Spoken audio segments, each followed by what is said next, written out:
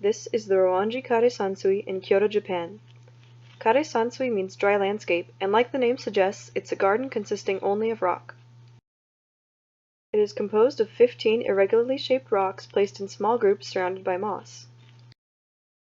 The rocks are surrounded by a bed of white gravel raked in circular lines around the stones and parallel everywhere else. As you can see, it's pretty simplistic and so it's open to interpretation, but most believe that the lines represent the rolling waves of the ocean and the rocks represent islands floating in the water. The garden is a place of meditation and deep thought for members of the Zen Buddhist religion. The repetition of the lines draw on your eyes and bring about a state of mental calm, which Zen Buddhists believe is a path to enlightenment. Interestingly, the designer intended for only 14 rocks to be visible from one vantage point, signifying the idea that in order to see all 15 at once, enlightenment must be achieved. It draws your focus from the outside natural world inwards into your mind due to its abstract nature and simplicity.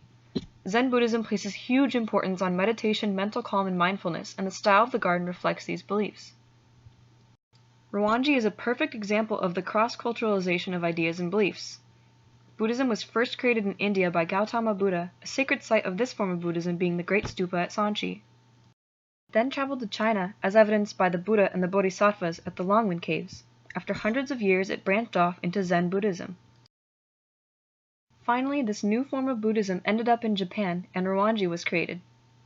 This shows just how much Buddhism has transformed and evolved as it traveled through vastly different cultures.